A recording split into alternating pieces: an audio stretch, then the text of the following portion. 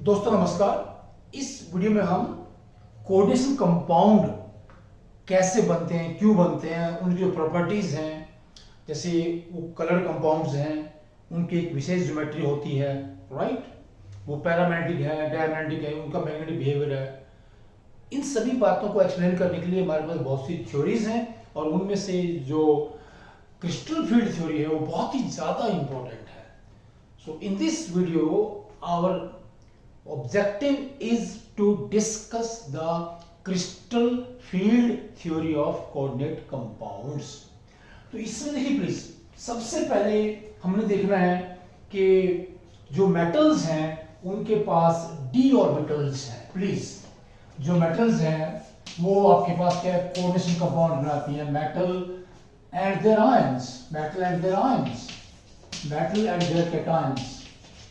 तो इनके पास क्या है, d ऑर्बिटल्स हैं। प्लीज, d ऑर्बिटल्स है और उनमें इलेक्ट्रॉन्स होते हैं।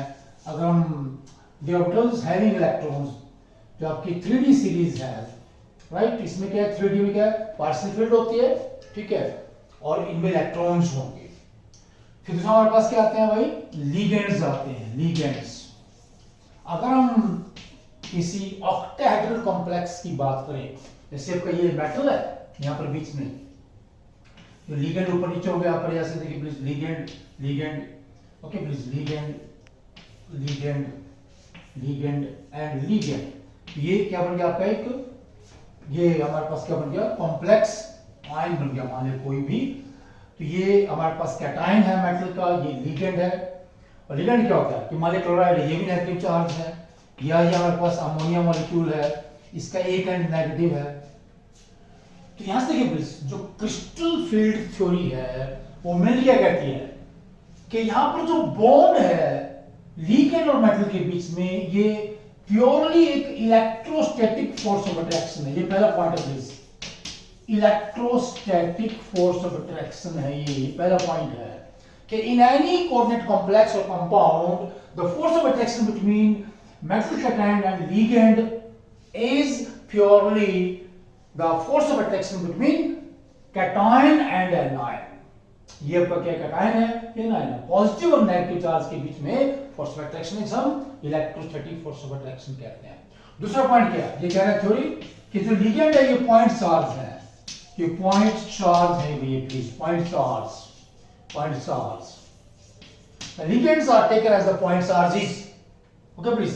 और जो मेटल है उसमें d ऑर्बिटल्स है, d ऑर्बिटल्स जो होती हैं 5 होती हैं और उनकी जो एनर्जी है बराबर होती है, वो बोलते हैं डी जनरेट ऑर्बिटल्स हैं, ये डी जनरेट। लेकिन जैसे ही इन d ऑर्बिटल्स के साथ या इर्द गिर्द लिगेंड्स आएंगे, तो लिगेंड्स क्या भाई, वो नेगेटिव चार्ज है और d ऑर्बिटल्स में भी इलेक्ट्रॉन्स हैं, तो नेगेटिव नेगेटिव में रिपल्सन होगा। So there is a repulsion between d orbitals containing electrons and ligands. Ligands are anions or dipolar molecules।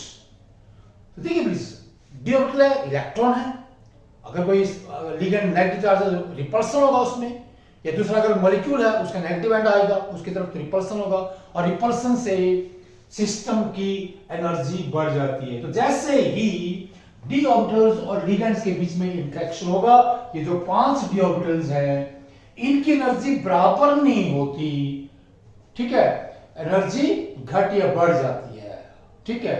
जिनकी एनर्जी बढ़ जाती है थोड़ा, उनकी क्या, वो उनको बोलते हैं डीस्टेबलाइज्ड ऑर्बिटल, जो थोड़ा सा कम रहती है उनको बोलते हैं स्टेबलाइज्ड ऑर्बिटल। तो यहां पर देखिए प्लीज, ये आपकी पास d ऑर्बिटल्स, अच्छा इस केस में जब आपका ये ऑक्टाहेड्रल कॉम्प्लेक्स है, ये जो 5 ऑर्बिटल्स हैं ये 2 भागों में बढ़ जाएगी, इनका स्प्लिटिंग हो जाएगा। तो स्प्लिटिंग हो जाती है ऑर्बिटल्स की, स्प्लिटिंग, ये चौथा पॉइंट है। Splitting of d orbitals takes place when there is interaction between metal cation and ligands. तो स्प्लिटिंग कैसे होगी इस केस में, देखिए प्लीज, ये होगा जो हमने ये लिया है ऑक्टाहेड्रल कॉम्प्लेक्स में, जो ऑक्टाहेड्रल हमने बनाया ये ज्योमेट्री यहां पर, तो इसका आप यहां पर भी देख सकते हैं प्लीज। देखिए इसमें क्या है, ये बहुत ही इंपॉर्टेंट डायग्राम मैंने यहां पर बनाया है, ये देखिए प्लीज। इसमें देखिए आप इसको, ये आपकी ऑर्बिटल्स हैं d ऑर्बिटल्स 5, 1 2 3 4 5। तो ये क्या, dxy D Y Z D X Z, right. Okay please, ये 3 ऑर्बिटल्स हैं, इस तरह ये 2 ऑर्बिटल्स हैं। ये हमारे पास कौन सी है, D X square minus Y square D Z square. तो यहां से जो दो डी ऑर्बिटल्स हैं, राइट, इनकी डायरेक्शन क्या है, हमारे पास लिगेंड की डायरेक्शन के साथ आती है। जैसे हम कहते हैं कि अगर आपका ये z यहां पर है, z एक्सिस है, ये वाला z एक्सिस है, और ये जो dz स्क्वायर डी ऑर्बिटल है ये काफी ज्यादा नजदीक है और में रिपल्सन हो जाएगा।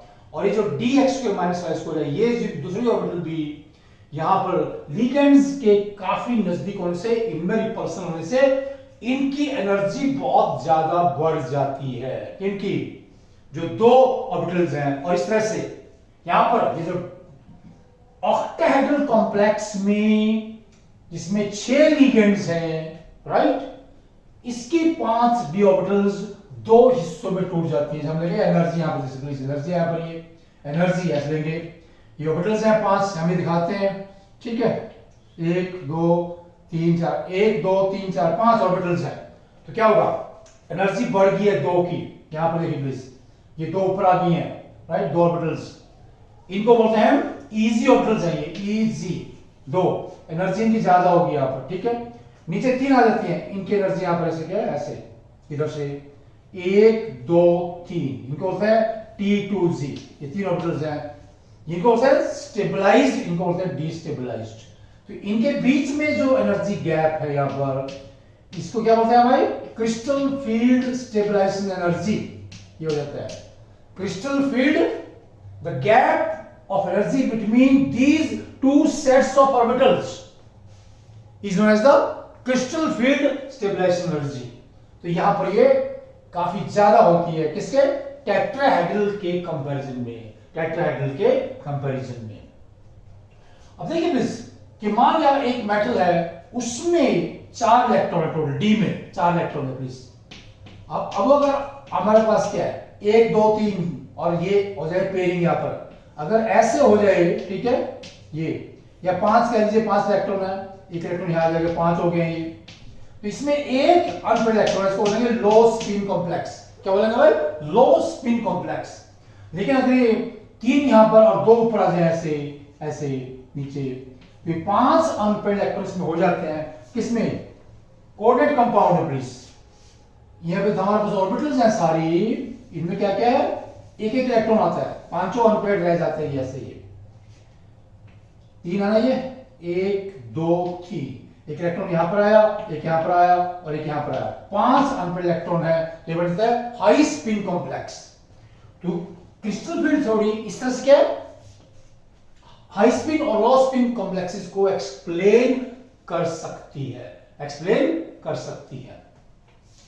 दूसरा जो अलग अलग ज्योमेट्रीज बनती है, जैसे हमने बात की ऑक्टाहेड्रल की, ऑक्टाहेड्रल में आपसे 10 मैथ्स हमने दिखाया पर, ये यहां पर देख लीजिए, ये है ऑक्टाहेड्रल में ऐसे ये लिगेंड्स हैं जिनको अपने पॉइंट चार्ज मानना हुआ है यहां पर, ये प्लीज।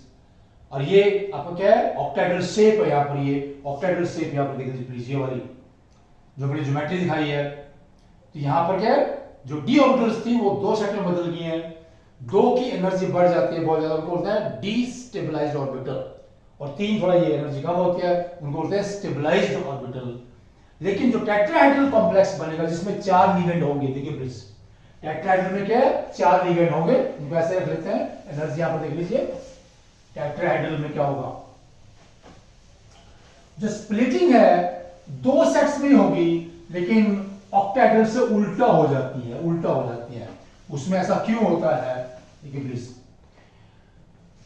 अब देख लीजिए आपका एम यहां पर है, ये मेटल है यहां पर, एक हमारे पास लिगेंड यहां पर आएगा, एक लिगेंड यहां पर आएगा, एक लिगेंड यहां पर आएगा, एक लिगेंड यहां पर आएगा, ये बन जाता है स्क्वायर प्लेनर। लेकिन जो टेट्राहेड्रल होता है उसमें थोड़ा सा ये अलग तरह से होगा, मैं बनाता हूं टेट्राहेड्रल कैसे बनेगा, टेट्राहेड्रल शेप, जैसे हम ये कह लीजिए प्लीज, ऐसे इसकी ऐसे, ओके प्लीज, ऐसे एक यहां पर आता है आपका लिगेंड लिगेंड लिगेंड एंड एक लिगेंड यहां पर आ जाएगा, ऐसे इस तरह से ये बन जाता है प्लीज आपका लिगेंड। कितने हो गए, ये 4 लिगेंड हो गए। और इसको हम ऐसे भी दिखा सकते हैं, पूरा एक आपका बना के हमने क्यूब बना दिया है, ठीक है।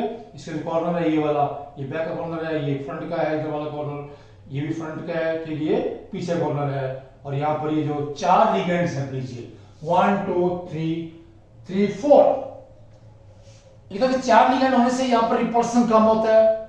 दूसरा हमारी ये जो ऑर्बिटल है dz square dx square minus y square, ठीक है।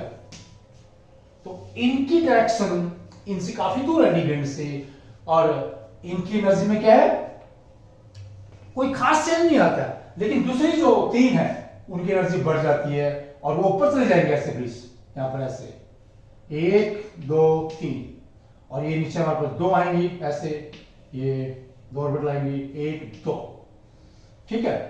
तो ये किसमें है भाई, टेट्राहेड्रल। अगर 4 हमारे पास लिगेंड्स हैं और जो ज्योमेट्री है वो टेट्राहेड्रल है, तो उसमें डी ऑर्बिटल जो स्प्लिटिंग है वो ऑक्टाहेड्रल से जस्ट उल्टा होती है, बिल्कुल रिवर्स। जो ऊपर हमारे पास 3 आ रही है ये ऑर्बिटल को है T2 इनका नाम होता है ऐसे, और जो नीचे है इनको लिखते हैं E से दिखाते हैं, या कहीं में E से दिखाते हैं, ठीक है। और यहां पर जो ये क्रिस्टल फील्ड स्टेबलाइजेशन एनर्जी है ये कम होती है किससे, ऑक्टाहेड्रल से। क्या रिलेशन है जैसे डेल्टा T, ये क्या है, ये क्रिस्टल फील्ड स्टेबलाइजेशन एनर्जी दिखा रहा है किसके अंदर, टेट्राहेड्रल के अंदर, इक्वल टू 4/9। ओके प्लीज, ये होगा crystal field stabilisation energy delta से इन ऑक्टाहेड्रल कॉम्प्लेक्सेस। तो अगर ये 9 है तो इसकी वैल्यू 4 आएगी, ठीक है। तो इसकी वैल्यू क्या है, काफी कम है, किससे, crystal field stabilisation energy in case of octahedral complexes, octahedral complexes.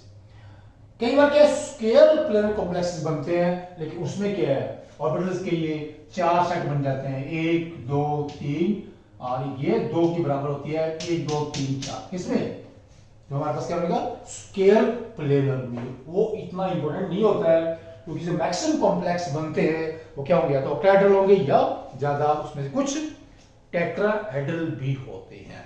और जो क्रिस्टल फील्ड थ्योरी है ये कोऑर्डिनेशन कंपाउंड्स की, इसकी मदद से हम कोऑर्डिनेशन कंपाउंड्स की बहुत सी प्रॉपर्टीज, कौन सी, जैसे कलर नेचर है, मैग्नेटिक प्रॉपर्टीज है, उनको आसानी से एक्सप्लेन कर सकते हैं। और क्रिस्टल फील्ड थ्योरी एक ऐसा टॉपिक है कोऑर्डिनेशन कंपाउंड का जिसके ऊपर लगभग हर कॉम्पिटिटिव एग्जाम्स में क्वेश्चंस रहते हैं। तो इस वीडियो को ध्यान से देखिए और सभी से शेयर भी कीजिए। ओके प्लीज, थैंक्स, नमस्कार।